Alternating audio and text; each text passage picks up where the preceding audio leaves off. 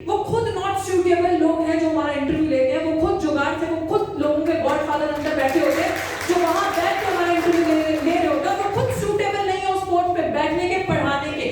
12वीं पास किया हुआ बच्चा आईएएस नहीं बन सकता, 12वीं पास किया हुआ बच्चा बड़ी बड़ी पोजीशंस पे जाकर नहीं बैठ सकता। उनको free higher education till PhD और whatever they want to do, वहां तक उनको फ्री एजुकेशन मुहैया कराया जाए। नंबर 1, जब हमारे लोग मरते थे तो शमशान घाट में ये कह गए कि ऊंची जात वालों का यहाँ की अर्थी जलाई नहीं जा सकती, यहाँ आपको दफनाया नहीं जा सकता। जब हमारा बच्चा घोड़ी पे चढ़ता था, मूंछ रखता था, तो उसको घोड़ी पे बैठने नहीं दिया जाता था। जब हमारा बच्चा पानी की आस में घड़े से पानी पीता था, उसको मार दिया जाता था। किसके ज्यादा सीजीआई है?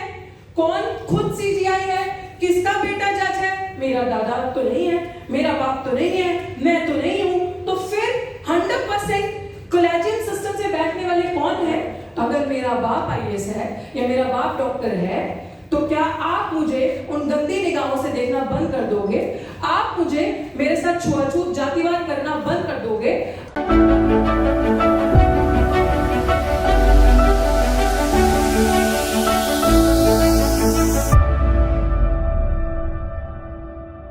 Thank you so much everyone, and to my dear friend Rahul, thank you for taking this initiative and organizing this discussion. I would say this is the need of an hour today. और मंच पे बहुत कम लोग रह गए, सो जिन्होंने भी मेरे से पहले बोला बहुत बहुत धन्यवाद, थैंक यू माकरे सर। और आप सबका room with full of talent, with I think extraordinary brains, I must congratulate to all of you. क्या कर दिया यार, क्या कर दिया है। ये भाषण कम, और मुझे लगता है कि I feel very small in front of you all today, क्योंकि मैं करने में ज़्यादा विश्वास रखती हूँ, कहने में कम।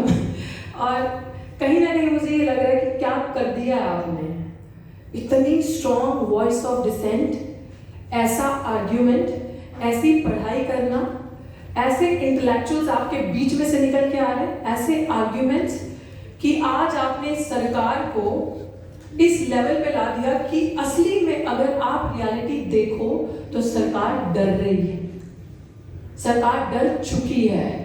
ये सब क्लासिफिकेशन करना, ये हमें तोड़ना, वर्गीकरण करना, इसके पीछे साजिश नहीं है, क्लियर कट है जो हमें दिख रहा है। जो 7 जजेस का बेंच, जिसे मैं कहूंगी बाबरी मस्जिद का बेंच, मैं क्लियर हूं? क्लियर है सबको?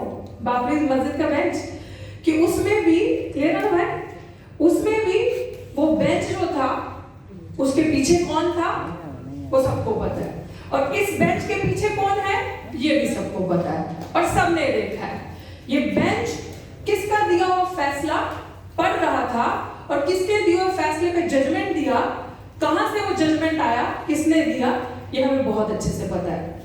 और हमारी, मुझे तो अपने आप को देखकर, अपनी आवाज को देखकर, आप सबको देखकर बड़ी हिम्मत नजर आई।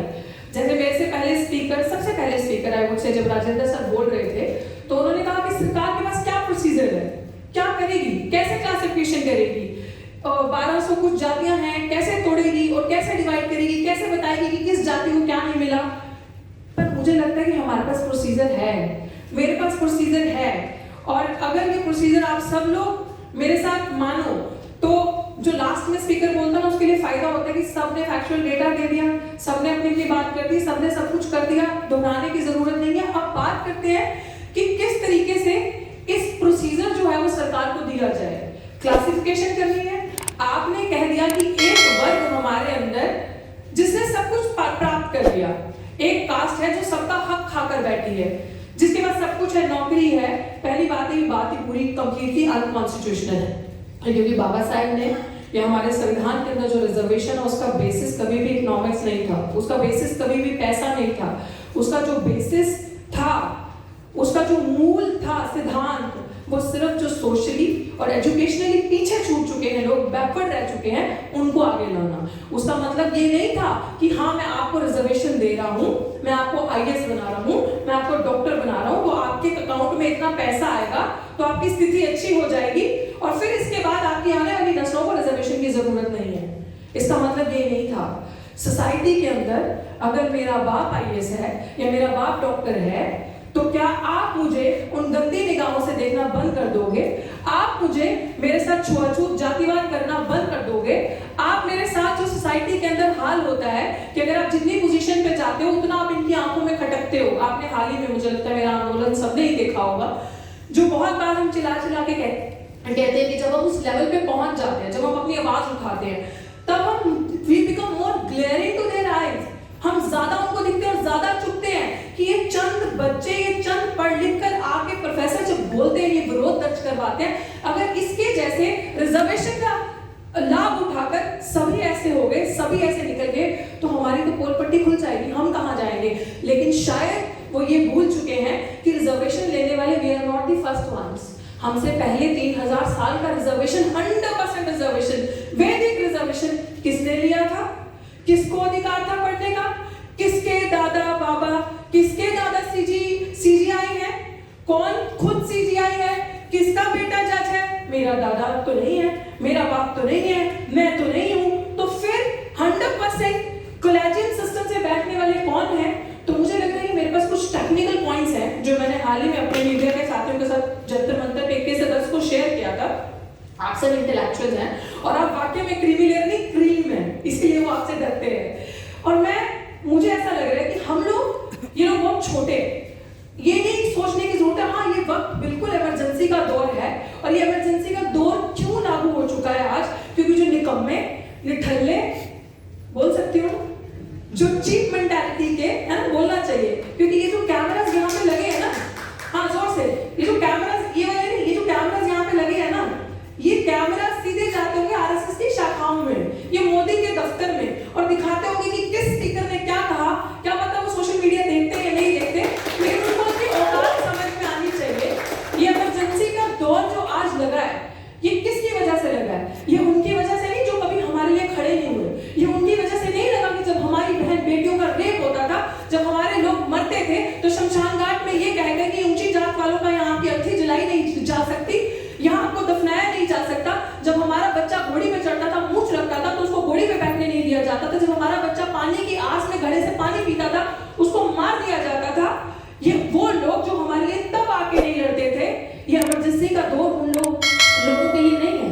ये इमरजेंसी का दौर जो लगा है आज, ये हमारे अपने निकम्मे निठल्ले लोग जो सांसद बनके भाजपा में बैठे हैं, उनकी चुप्पी, उनकी गुलामी, उनकी चाटुकारिता की वजह से आज हम ये सब सह रहे हैं।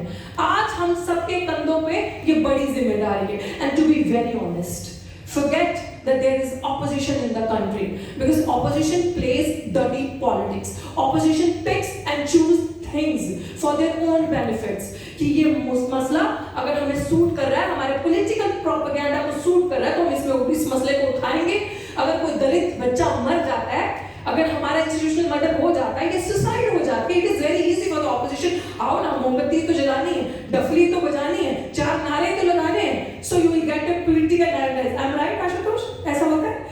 तो जब जीते जी आप विरोध करते हो और अपनी बात रखते हो, आप मैदान में खड़े होते हो, तब ये लोग आपके साथ नहीं आएंगे। सो ये आपके ऊपर बहुत बड़ी और मेरे पे रिस्पॉन्सिबिलिटी है that we are the real voice of the opposition and the voice of dissent in today's time.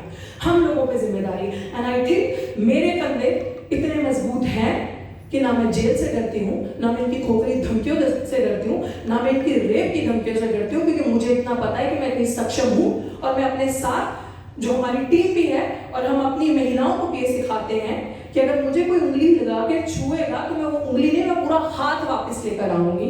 इतना दम मैं अपने आप में रखती हूँ और मैं सरकार से लड़ना चाहती हूँ। और मुझे यही लगता है कि ये चंद लोग, जब हम घर वापस इस ऑडिटोरियम के बाहर जाएंगे और हम यहाँ से एक मैसेज लेकर जाएंगे कि अब हम जो लोग विभाजन करने, डिवीजन करने की हमारे अंदर कोशिश कर रहे हैं, हमें तोड़ा जो जा रहा है, हमें जो आपस में बांटा जा रहा है, चलो कसम खाते हैं, ये जो आज हिंदू वाहिनी वाले लोग, ये जो आज करनी सेना वाले लोग, हमारे समाज के लोगों को एक वर्ग जो हमारे समाज का सबसे मेहनतकश वर्ग, जैसे वाल्मीकि समाज या धानक समाज कहते हैं, जो सबसे, मैं कहती हूँ लोगों से कहते हैं कूड़े वाले, नो दे आर सफाई वाले। कूड़े वाले तो हम हैं, गंदगी तो हम फैलाते हैं। सफाई करने वाला वर्ग जो सबसे मेहनत का काम करता है, उसके ऊपर सबसे बड़ी गाज जो गिरी है, हर दिन देखो, तीसरे दिन दिल्ली जंतर मंतर या दिल्ली के किसी मंत्री के ऑफिस के बाहर वो धरना लगा के बैठे होते, भैया नौकरी पक्की कर दो, भाई ठेकेदारी प्रथा हटा दो, हमारी जो नौकरी है फोर्थ ग्रेड थर्ड जो भी है इसको पक्का कर दो। सरकार ने नहीं किया ना, आपने पक्का नहीं किया, और आप ये कह रहे हो कि आपका हक ये वाली जाति वाले लोग खा गए। इन लोगों के लोग पढ़ के आईएएस बन गए, डॉक्टर बन गए, एक्सवाईजी बन गए, लेकिन ये आपका हक खा गए। हम हक नहीं खाए, हमने हक नहीं खाया। सरकार ने जो उनका हक अधिकार बनता था, जो 12वीं पास तक फ्री एजुकेशन का जुमला दिया, वो 12वीं पास तक नहीं चाहिए। 12वीं पास किया हुआ बच्चा आईएएस नहीं बन सकता, 12वीं पास किया हुआ बच्चा बड़ी बड़ी पोजीशंस पे जाकर नहीं बैठ सकता। उनको free higher education till PhD और whatever they want to do, वहां तक उनको फ्री एजुकेशन मुहैया कराया जाए, नंबर 1। ये मेरा पहला सुझाव है, जिसके लिए ये ध्यान से सुनना। हम सेकंड में खड़े होंगे, सेकंड लाइन में। पहली लाइन में कौन खड़ा होगा? भारत की जो आज वर्तमान सरकार है वो भ्रष्ट जनता party, which is BJP, Bharatiya Janata party, वो दूसरे नंबर पे खड़े होंगे हिंदू सेना, कर्मी सेना, व्हाटएवर द सेना, this so called anti social elements, जो इनके संगठन है वो, जो आज हमारे समाज के लोगों को उकसा रहे हैं और आपस में लड़ा रहे हैं। वो हमारा अधिकार मांगेंगे बैकलॉग का। नौकरी हमने नहीं खाई, हमें एनएफएस किया, हमें जब हम इंटरव्यू देने जाते हैं, अब बेंच फुल ऑफ लिटरली वो खुद नॉट सूटेबल लोग हैं जो हमारा इंटरव्यू लेते हैं, वो खुद जुगाड़ से, वो खुद लोगों के गॉडफादर अंदर बैठे होते हैं जो वहां बैठ के हमारा इंटरव्यू ले रहे होते हैं, वो खुद सूटेबल नहीं है उस पोस्ट पे बैठने के, पढ़ाने के। अगर गॉडफादर ना हो इंटरव्यू के अंदर तो ये लोग सिलेक्शन कमेटी से पास ही नहीं हो सकते। ये रियलिटी है इंस्टीट्यूशंस की। और ये लोग हमें नॉट फाउंड सूटेबल करके, अभी हाल ही में political science department Delhi university में एक ओबीसी पोस्ट पे इंटरव्यू था, एनएफएस कर दिया। सबसे ज्यादा धांधली जो हो रही है सोशल, ये स्कूल ऑफ ओपन लर्निंग जो है वहां पे सबको एनएफएस किया जा रहा है, वो बहुत सोची समझी साजिश है। वो पोस्ट एनएफएस करके बैकलॉग में डाल देंगे, वो बैकलॉग रोस्टर का घूम के वो पोस्ट जर्नल में चली जाएगी, और वो बैठ के वहां पे लाभ ले रहे होंगे, और हमारे वाले गद्दार दलाल तालियां पीट रहे होंगे, और हमारे वाले दलाल और गद्दारों में बेंच के अंदर बैठ के इतनी हिम्मत नहीं होती जो होती, जो एक्सपर्ट बन के जाते हैं इंस्टीट्यूशंस के अंदर, कि वो वहां बैठ के ये बोल सके कि नहीं मैं स्टैंड अलोन हूं, मैं अकेला खड़ा हूं, आप ये गलत कर रहे हो। वो वहां ताली थपथपाते हैं, और वो जो फैसला बाकी 5-7 लोग बैठे होते हैं वो देखकर आ जाते हैं। तो हमारी दूसरी डिमांड जो सबसे बड़ी होगी कि हमारा जितना भी बैकलॉग है हमें वो दिया जाए, और मात्र 1 साल तक के टाइम बाउंड के अंदर वो बैकलॉग पूरा का पूरा भरा जाए, और उन बैकलॉग की सीट्स पे 1 महीने के अंदर, ज्यादा टाइम नहीं लगेगा, सिर्फ टेक 1 मंथ। इस गवर्नमेंट को मैं चैलेंज कर रही हूँ कि 1 महीना लो और हमारे साथ फेयर डिस्ट्रीब्यूशन करना है, तो 1 महीने के अंदर सिर्फ और सिर्फ उन बैकलॉग की पदवियों पे, चाहे वो डॉक्टर्स के अंदर हो, चाहे वो इंस्टीट्यूशंस के अंदर हो, चाहे वो नॉन टीचिंग, चाहे वो टीचिंग का हो, आप सिर्फ और सिर्फ हमारे समाज के जो हाशिए पे बैठे हुए लोग, जिनका आपको बहुत दर्द है, जिसे आप वाल्मीकि तबका कहते हैं, सिर्फ उनको परमानेंट करेंगे। हम में से सब लोग उनके साथ खड़े होंगे, कोई नहीं जाएगा इंटरव्यू के लिए, सिर्फ वो लोग इंटरव्यू के लिए जाएंगे, आपका वोट बनाएंगे। आप यही सिस्टम रेप्लिका करो, ठेकेदारी प्रथा हटाओ, प्राइवेट सेक्टर हटाओ, आप उनका जो आपने आउटसोर्स किया है ठेकेदारी प्रथा, जो उनके जो लोग नौकरियां मांग रहे हैं उनको भटकाया है, आप उनको परमानेंट करो, हम में से हमारा लोग कोई नहीं जाएगा। And the third most thing, कि जो भाई चोरी के दरवाजे से आना, भाई हमें टैलेंट है, ठोक बजा के सीने में बोलते हैं, 4 किताबें पढ़ी हैं भले, लेकिन पढ़ी बड़ी जबरदस्त तरीके से, जितना पढ़ा उसको प्रैक्टिकल इंप्लीमेंट करने में जमीन पे दम रखते हैं। तो फिर चोरी के दरवाजे से क्यों आना? आईएएस बन के, सेक्रेटरी बन के, सीधे आओ ना, बैठो ना, दो ना इंटरव्यू, तब आपको लेटरल एंट्री से चोरी से आना है।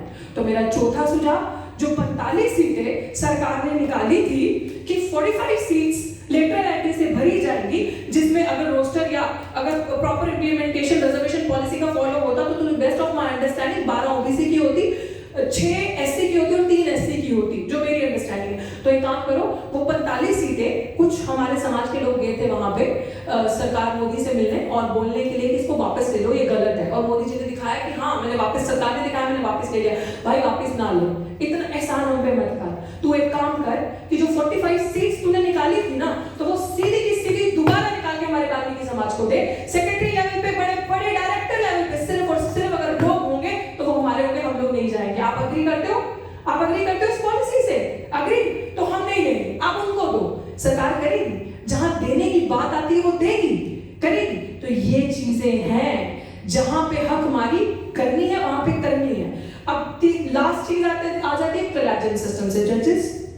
आप आओ, आज 7-8 जजेस का बेंच बैठ गया कोलैजियन सिस्टम से। प्रथा चलती आ रही है सुप्रीम कोर्ट में, हमारा कोई बनता ही नहीं, हमारे कोई लोग ही नहीं, तो हमारे साथ जस्टिस कैसे होगा?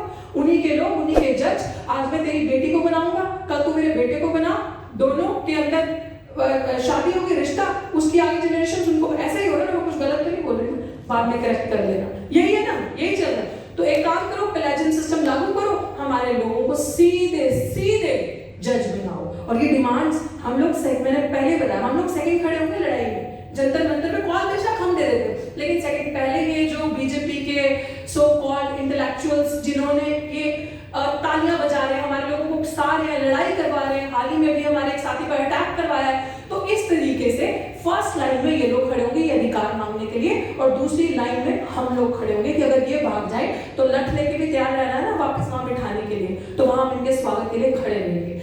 सो दिस इज हाउ ये सारी चीजें, मुझे लगता है कि बेसिक बात ये है, क्योंकि देसी भाषा में हमारे जो समाज का पिछड़ा वर्ग जो पीछे रह गया हर हालत में, उसको समझाने की जरूरत है कि कहाँ आपके साथ ठगी हो रही है। मुझे ये लगता है कि जो पिछले 15-20 सालों से हम लोग सिविल सर्विसेज का एग्जाम, जो कि थोड़ा सा माना जाता था कि ये एक फेयर प्रोसीजर है, जो कि अब नहीं रहा। आपने नीट में देख लिया क्या हुआ, आपने देख लिया कि किस तरीके से लेटरल एंट्री से लोगों को घुसपैठ करवा रहे हैं, लेकिन जो एक फेयर सिस्टम माना जाता था, हमें लगता था कि ठीक है सिलेक्शन प्रोसेस सही है, उसमें इनको ये चीज लगी कि 15-20 सालों से जो दलित, आदिवासी और मुस्लिम समाज के बच्चे जो हैं, ये सिर्फ पास करके आ नहीं रहे, ये टॉप कर रहे हैं। तो जब टॉप कर रहे हैं तो बड़ी पोजीशंस मिलेंगी, तो बड़ी पोजीशंस मिलेंगी तो डिसीजन मेकिंग बॉडी में रहोगे, उस बॉडी में रहोगे तो डिसीजन मेकिंग बॉडी में जब आपके लोगों के लिए कुछ ऐसा डिसीजन बन रहा होगा, बड़े बड़े ब्रेन्स बैठ के वहां पे, ब्यूरोक्रेट्स बैठ के कुछ गड़बड़ी कर रहे होंगे, तो ऑब्वियसली जहां के वो अगर जमीर जिंदा है तो बुरा और डर तो लगेगा ना उन लोगों के लिए। तो वो एक प्रॉपर प्रोसीजर फॉलो करके साजिश के तहत ये चीजें हो रही है कि रिजर्वेशन का एक ढांचा रह जाए और अंदर कुछ ना बचे इनके लिए। लेकिन इन सब चीजों को हमें एक साथ देखने की जरूरत है, चाहे वो जुडिशरी हो, चाहे लेटरल एंट्री हो, चाहे ये सब क्लासिफिकेशन हो, ये सब कुछ मिला हो, ये कहीं पे भी अलग नहीं है।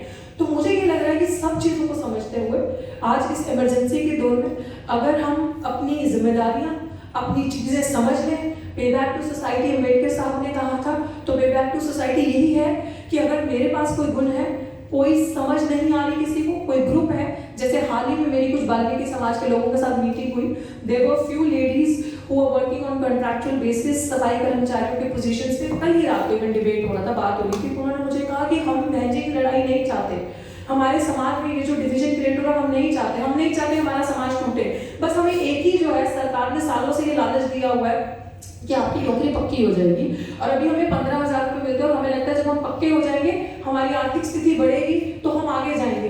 लेकिन तो मैंने उनसे सवाल किया कि आप क्या करते हो, आपकी बेटी क्या करती है और आपके बच्चे कितने हैं, क्या करते हैं? तो शी सेड कि मेरे पूरे खानदान में मेरे जवाई से लेके, मेरी बेटी से लेके, मेरे पति से लेके सब सफाई कर्मचारी हैं और उनका एजुकेशन 10वीं से ऊपर नहीं है।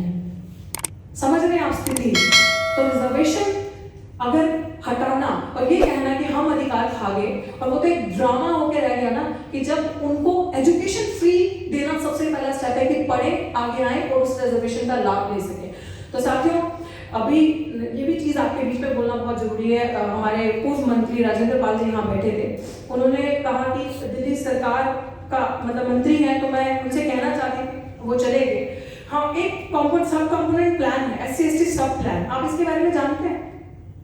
जानते हैं? प्लीज इसके बारे में पढ़िएगा। SC/ST सब प्लान कहता है सेम, सोचिए हमारे जो महापुरुष थे, करेक्ट, 1 मिनट 2 मिनट्स ओके, ये बहुत जरूरी है आपको बताना, क्योंकि जब मैं गांव में या कहीं रूरल एरियाज में जाती हूँ सभाओं के लिए तो लोगों को नहीं पता होता, बट आई थिंक अगर मेरे थ्रू आपको ये पता चलेगा, क्योंकि मैंने कोर्ट पे पिटीशन डाला है, तो ये हमारे, मैं कह रही हूँ कि हमारे महापुरुष कितने यहाँ से स्ट्रॉन्ग, और उनका इंटेलेक्चुअल लेवल देखो कितने विजनरी थे वो, कि उन्होंने उस टाइम में कहा जिसकी जितनी संख्या बारी उसकी उतनी हिस्सेदारी। और यही SC/ST सब प्लान कहता है कि जहां पे शेड्यूल कास्ट, शेड्यूल ट्राइब की जिस भी स्टेट में जितनी पॉपुलेशन है, बजट का उतना हिस्सा सिर्फ और सिर्फ उनके वेलफेयर के लिए इस्तेमाल होगा।